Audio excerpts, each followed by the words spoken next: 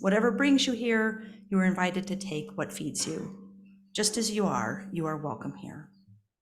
If you are a visitor, either in person or online, we're glad that you are with us, and we invite you to stay after the service to get acquainted. We welcome your questions and look forward to getting to know you.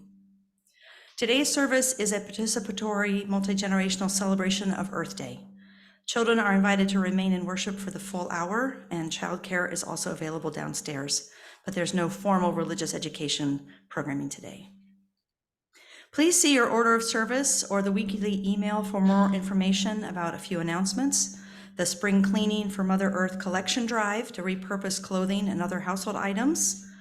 Our short Brazilian Jiu-Jitsu for Every Body session next Sunday. A birthday party for our April birthdays, including Brenda McCoy, Terry Stead, and Eve Webster, which will be on Friday, the 21st, and information about next Sunday's service, which will be led by Reverend Sarah. You're invited to stay after the service today for a congregational meeting to review the preliminary budget for the next church year.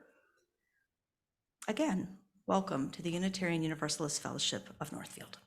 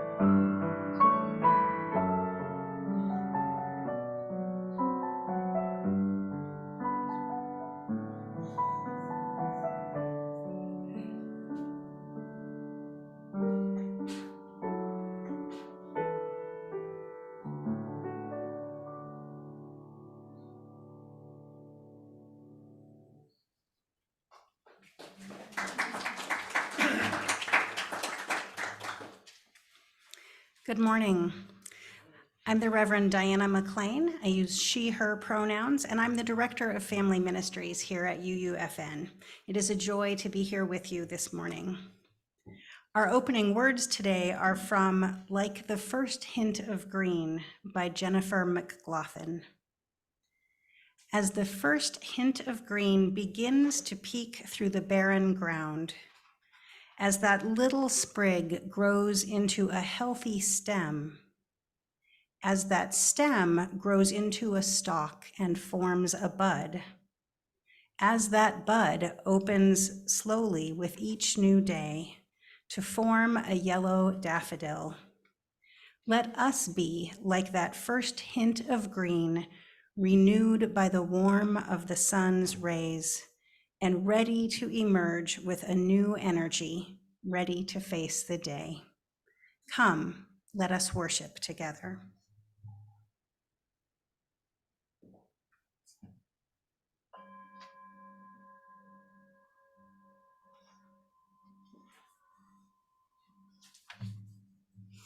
The flaming chalice is the symbol of Unitarian Universalism. Each Sunday when we gather, we bring this symbol to life together. Please join me in speaking the words for the lighting of the chalice. Let us open our eyes to see what is beautiful. Let us open our minds to learn what is true. Let us open our hearts to love one another. Please rise in body or spirit for our opening hymn. During this song, you are welcome to turn the earth cutouts that are available. Please join in singing number 163, For the Earth Forever Turning.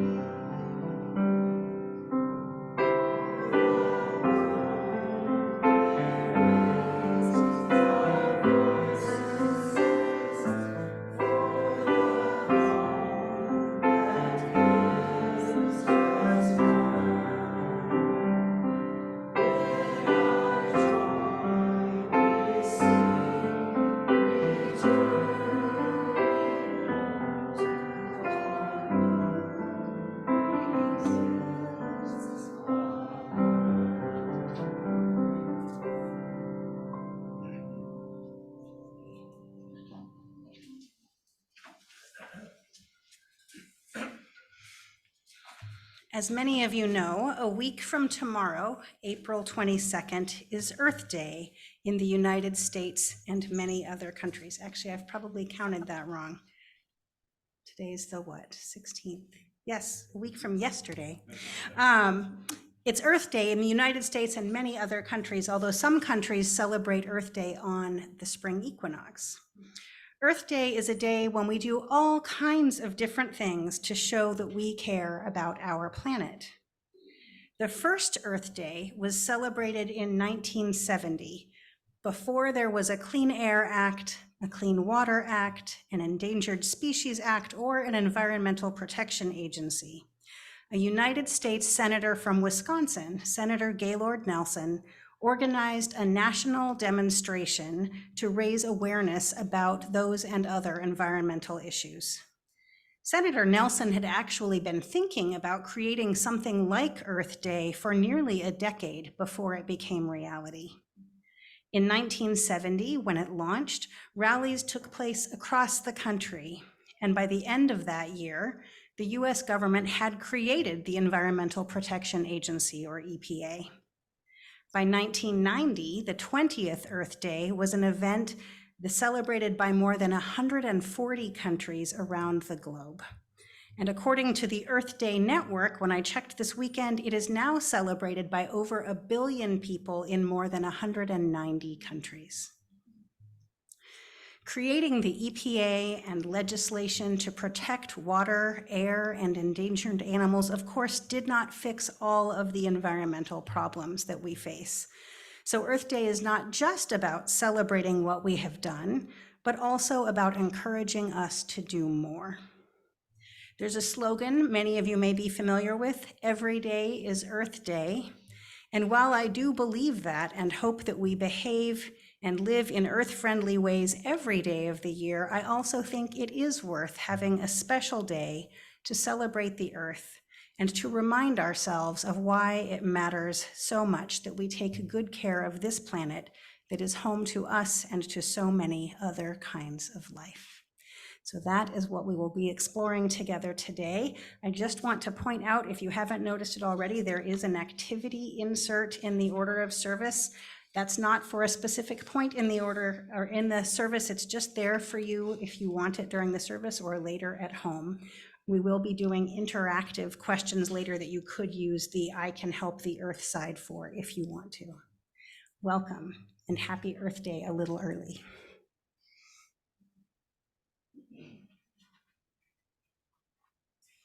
We will now give and receive our offering. Our Share the Plate donations this month go to Citizens Climate Lobby, a nonprofit, nonpartisan, very actively nonpartisan, grassroots advocacy climate change organization focused on national policies to address climate change. In this month of Earth Day, let us give joyfully and generously as we are able. Our offering this month is one way to make tangible our care for the planet. You may donate by cash check made out to UUFN with offering basket in the memo line or online from our website. You can scroll down to the bottom of the homepage for the link. We now gratefully accept the offering.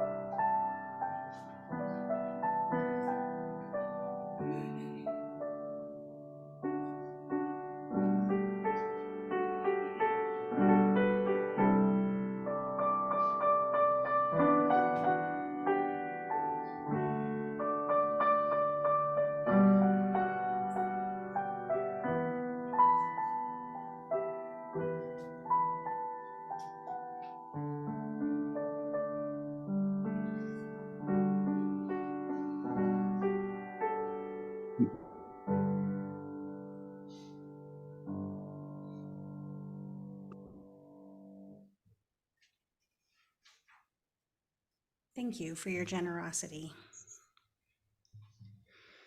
Now I invite you to allow yourself to relax into an unhurried breath. Soften your gaze or close your eyes. Relax your shoulders and find ease in this moment. Rest in the embrace of a wider love.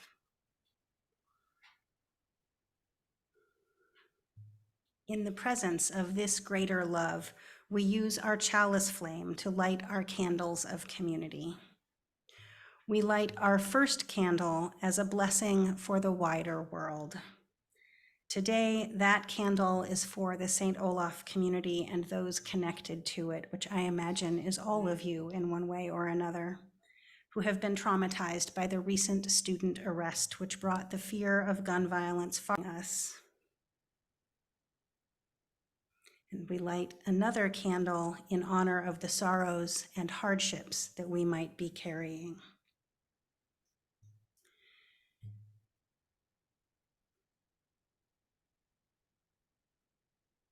We light a candle in honor of the joys and sorrows that we carry in our hearts, but which have not been spoken aloud today.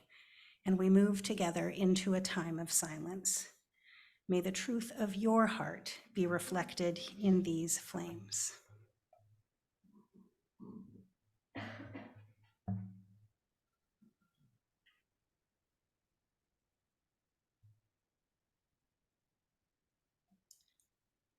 And as we hold all of those joys and sorrows, I offer these words of blessing by Eric Williams.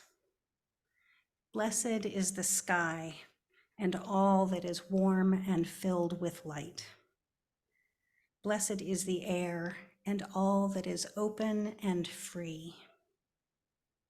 Blessed is the earth and all that is steady and firm. Blessed is the sea and all that is hidden and deep. May it be so.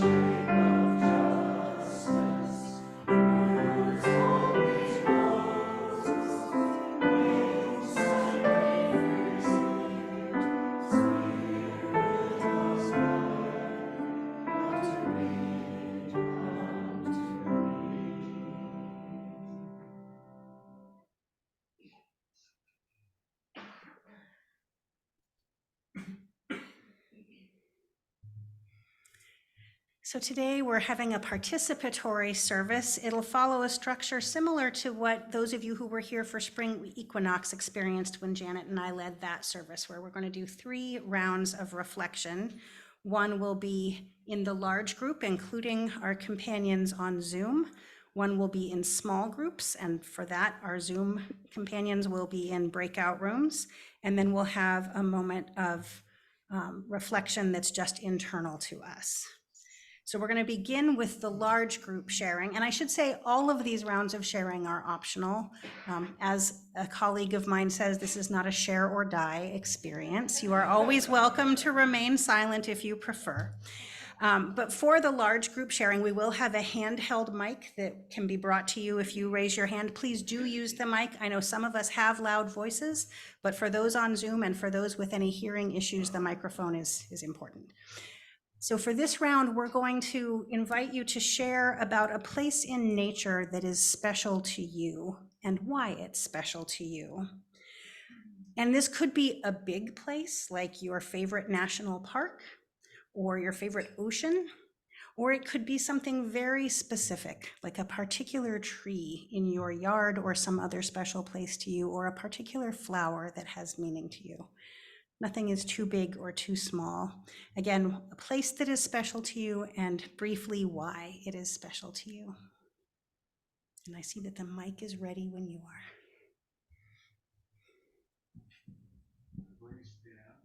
Oh, yes. When it's your turn, please stand and please say your name so those who don't know you yet can begin to know you. Hi, good morning. I'm Mary. I have a special, I call it grandmother cottonwood, and it's in my front yard right along the lake. And she's just magnificent, and she loves water, so her roots are right there next to the shoreline. She gives me shade in the summer, and just a steady example of staying grounded.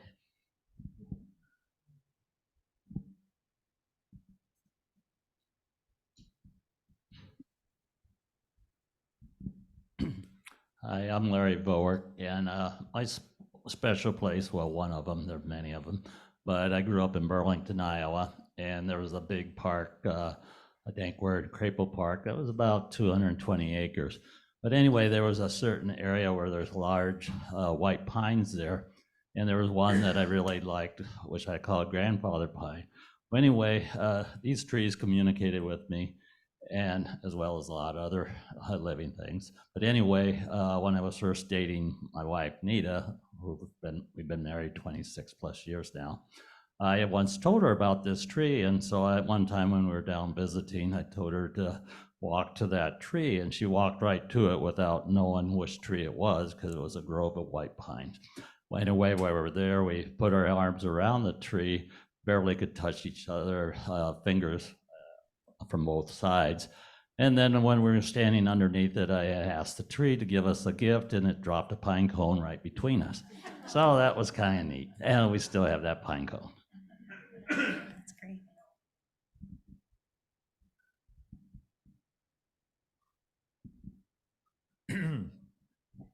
I've always been a fan of rocks, big and small. One of my favorite things is having a rock in your hand is like holding hands with God, because it's all part of creation. Um, and in my youth, I built a lot of rock walls. I was a landscaper and, enjoyed doing that. But then I got older and had kids and got busier. And one once on my birthday, my kids gave me a big rock. And I didn't get it at first. They was pointing at this rock, and I said, yeah, no, we're giving you this rock. We found it, we brought it here, put it in the yard, and it's your rock. All right. When my son was very little, he collected special rocks. That was his phrase for them, from everywhere we went. It might be from a parking lot, but it was a special rock, and he could tell you, he put them on his bookshelf, and he could tell you which rock came from where. Not that I would have known if he was mixing them up, but he had an appreciation of rocks too, so thank you. Well, rocks are special. They are. And they're long-term. Yep. They are long-term, that's true. I'm Susie Weinbeck. We happen to be lucky enough to live across the street from community gardens. And when we moved in, I am not a gardener, but I watch Wyman, my husband, spend hours and a lot of work, but I think a lot of joy in planting and raising things in our garden. And whenever anybody comes, when our sons visit, we always have to tour the garden. And it's always amazing to me what has come up through that garden. And then even better when things start coming ripe, and we are still eating some things that we froze in our freezer. And it's just been a great part of our life to have that garden. No thanks to me, but I appreciate what Wyman does. Although the garden may be one of my favorite spots, probably my all favorite spot is just being on a lake, any lake. You know, the water slapping against the boat. Even my favorite sounds, come from a lake. When I want to go back to my happy place, I just think of the rigging slapping against the aluminum mast of the sailboat, and it takes me right out to the middle of that lake, and once again, I'm peaceful. Thank you.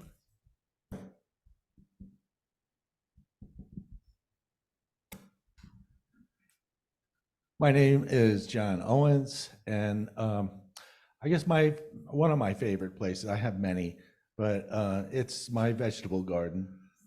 I've worked that soil for over 35 years, and it's a special place to me. I do a lot of thinking about it and a lot of thinking in there.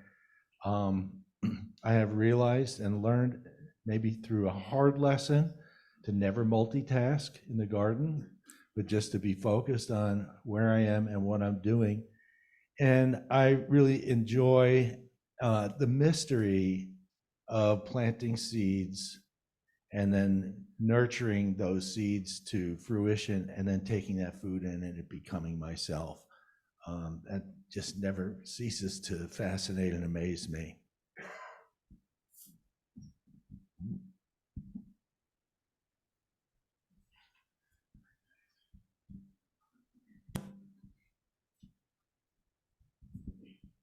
Hi, I'm Freya Herzog, and I was born in Bemidji, and I moved to the cities when I was about 5, I think.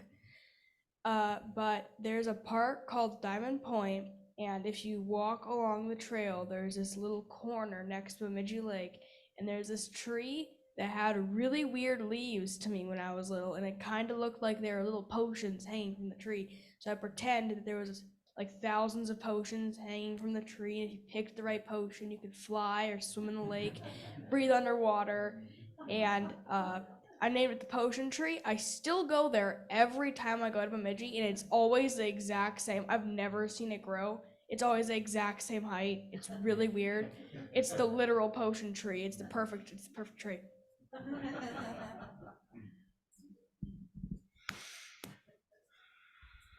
I think my earliest favorite place was the Adirondack Mountains and a little lake called Twitchell Lake, where you drive to the end of the road and then you take the boat across, and that's where the cabin is. And that was my first being able to wander around in the woods and find a rock where the fairies dance and just be connected all the way.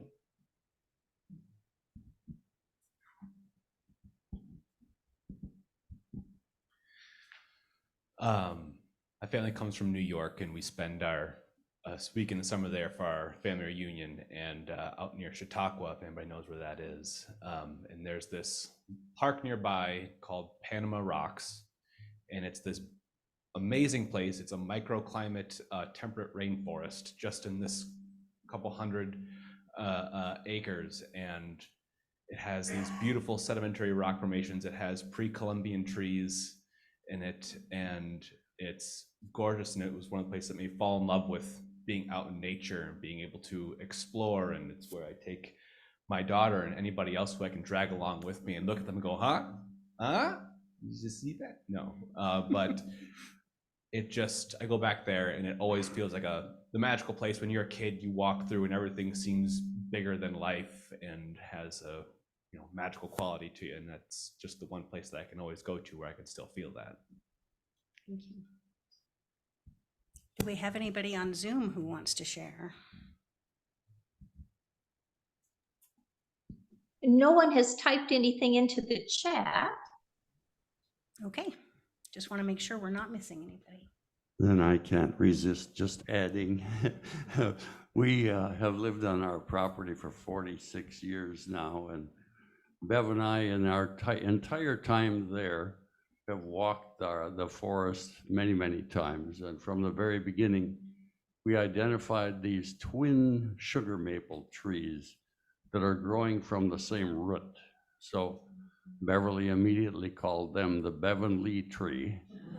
And every time we make a foray out into the woods, we make it a point to visit. And it's just been a thrill in the last 46 years to experience the sense of peace that we feel under those branches and to see the changes from one season to the next. And of course, it's classified as a weed tree because it upsets homeowners. The roots are so close to the surface, they interfere with lawns and they are prolific in reproduction. If anybody needs a sugar maple tree, there are thousands of seedlings every year that sprout and come up, but they're destined to failure until one of the branches falls off or something and some light gets through. So, you know, the Bevan-Lee tree would be glad to help you populate your own forest if you wish. Just let us know. So I'm Steph, and in my former life living in New Jersey, I was a runner for many years, and with a partner, a minister, in fact. And we had some great conversations while we were running. But there was this place that we would pass with this one particular tree that had limbs that were like equidistant on either side of the trunk, with then a trunk going up. And I would say to my friend Andrew, that tree is, for some reason, I just feel drawn to that particular tree. It seems to have a sort of a very spiritual kind of mystical feel about it. And then sometimes at a certain point in the day when we would run, the sun would be right behind that tree. And it just felt like, wow. I felt like for a brief moment there, that was the most beautiful sight in the world. Thank you.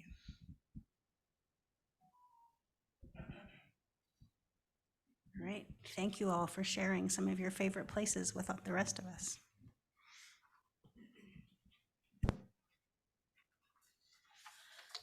For each Sunday of the month of April, our services have started with a slide showing some green tips. This advice has been put together by the Green Team, which is the Climate Justice Task Force of the UUFN Social Justice Team. Bill Jokala and Liz Brecky are the leaders of those two groups. They have done a great job of keeping focus on what we as individuals and what we collectively can do to make the world a better and more just place. Bill and other members of the Green Team have put together tips about how to reduce our carbon footprint, grouped into 5 themes. For the first week of April, there was a slide about things that we can do for the earth that are related to our choices around food. The second week focused on reduce, reuse, recycle. Today's tips were related to transportation. Next week's topic will be energy. And the final week of April will encourage you to do a carbon footprint audit. And know that in May and beyond, the Green Team will be working on a carbon footprint audit for UUFN. For today, we want you to talk in small groups about what you can do to take a step beyond what you're currently doing. To get started, I'm going to share 2 tips that have been shared for each of these topics. You're welcome to talk about those ideas or to come up with your own ideas. For food, the green tips included buying locally grown food and eating vegetarian more often. For reduce, reuse, recycle, tips included reducing consumption of all sorts and reusing plastic and cloth shopping bags. For transportation, tips included walking or biking more, and when driving to avoid fast braking or fast acceleration. So hopefully that gives you a few things to think about. Maybe you've had other things that you've been thinking about, and this is a chance to kind of hear from others and share your own thoughts about what you can do next in this journey. So we encourage you to just break into groups of 3 or 4 people, just start sharing. When you hear the gong, you'll have 1 minute to wrap up. And the Zoom folks, stay tuned. I'm not sure who the Zoom host is, but they're gonna give you a breakout room and they're gonna give you the 1 minute warning when they hear the gong. All right, so thank you. Enjoy getting into your groups and having a conversation.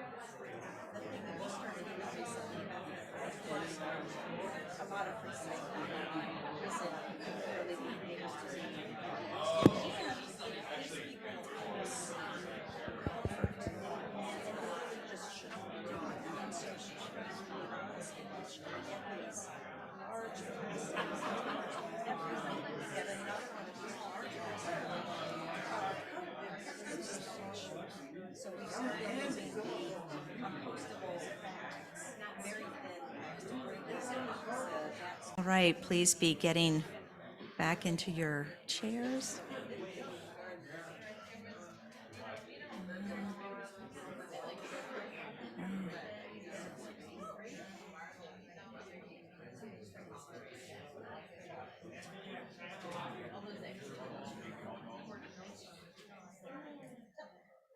Paul, can you tell if everybody's back from Zoom breakout rooms? All right. Okay, good. All right. Well, it's great to hear all of that conversation that was happening, and I'm sure wonderful ideas. And we're going to move now into the final part of our participatory service, which is personal reflection. And this will just be a minute or two just for you to think about what you were just talking about and kind of making your own personal commitment to something that you want to try differently. Also, while I have the chance, I want to remind you, if you are willing to leave the earth and clothespin here, just leave them on the back of the table and we will reuse those for at a future service. Also want to point out while you're doing the reflection that you can write it on the piece of paper that's the insert if you want to take that with you. So give you 1 or 2 minutes, just think about what is something that you're going to do, a tip, a technique, a new strategy, something that you're going to commit to.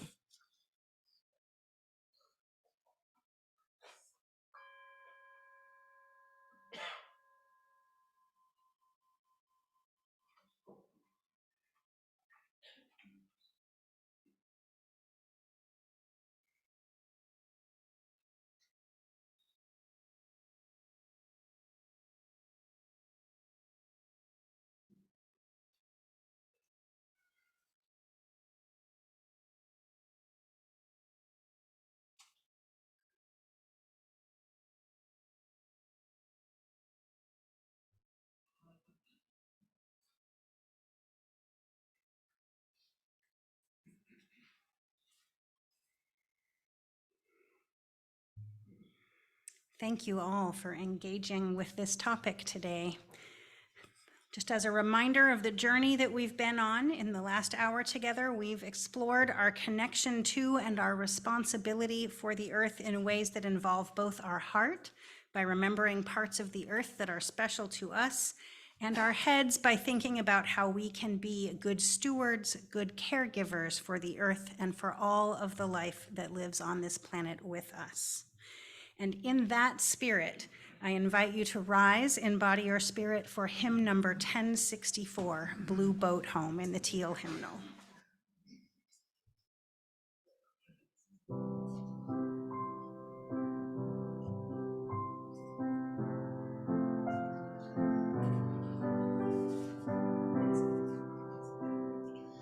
Though below I feel no motion, standing on these mountains and plains, far away from the rolling ocean, still my dry land heart can say, I've been sailing all my life now, never harbor nor port have I known. The wide universe is the ocean I travel, and the earth is my blue boat home. Sun, my sail, and moon, my rudder, as I ply the starry sea, leaning o'er the hedge in wonder, casting questions into the deep, drifting here with ships companions, all we kindred pilgrim souls, making our way by the lights of the heavens in our beautiful blue boat home. I give thanks to the waves uphold me, hail the great waves urging me on, greet the infinite sea before me, sing the sky my sailor's song.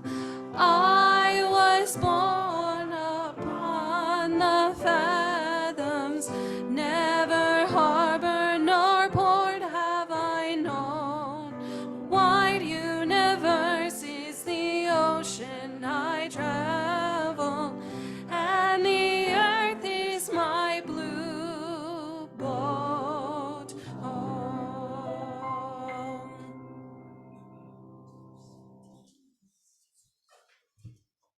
You may be seated. Our closing words this morning are Cooperation for Human Creativity by Reverend Denise Colley. Love our earth. Take action to consume less. Use less energy. Respect water. And be cooperative, collaborative, and creative community, like the moss and the mushrooms. Our children's lives depend on us. May that be our practice and our prayer. Amen, and blessed be.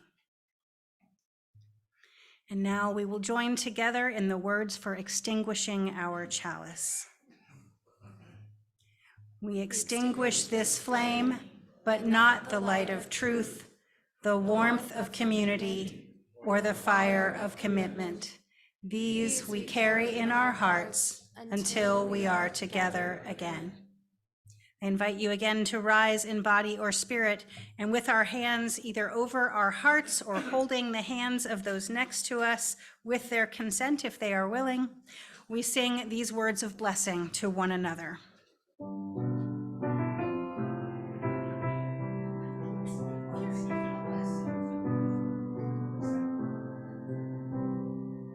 May the long time sun shine upon you.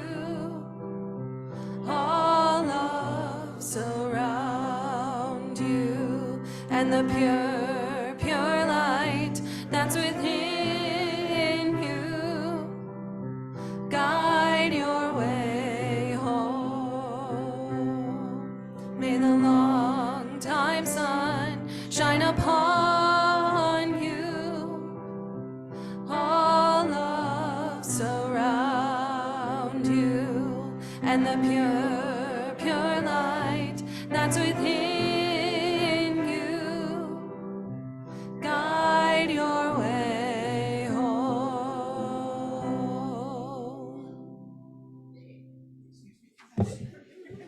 Go in peace.